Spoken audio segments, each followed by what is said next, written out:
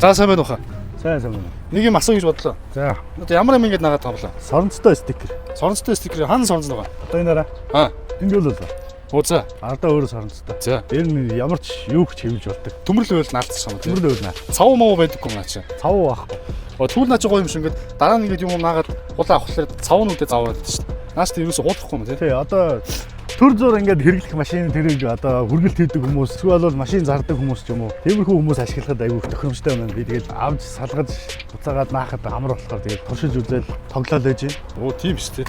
Энэ тэгээд хурдан явахлаар унцсан юм шиг машин. За, машины дээд тор ер нь ихэнх нь 180 км/цаг байдаг. Ямар ч байсан 180 км/цагийн хурдтай явахад бол салахгүй. Та өөрөө тусаж үзсэн юм уу? 180-тай явсан юм уу? Тий. Хурд итгэвсэн шүү дээ. Зүгээр юм уу? Яг энийг тэг хасчихгүй даа. Хүргэлт хийдэг бол хүргэлт хийж байгаа компанийнхаа лого төр наагаад зүгээр ингийн үедээ ингээл холоод авчихсан. Наа чи болох юм тий. Тий. Бас машин зардаг бол төр зур ингэж наагаад машинаа зараад явуулаад дараагийнхаа машин дээр ингээл авчихсан. Би бас хувьдаа нэг машин зардаг гэдэг байхгүй. Чэнч юм байхгүй. Тэгээ бас надаас хэдийг хөвлөлийн машинууд дээр ингээд өөрийнхөө одоо брэнд логог наагаад заахтаа ингээд хуулаа аваад явчих болох юм шүү дээ. Тий, болно шүү дээ. Хойд тийш орё. За.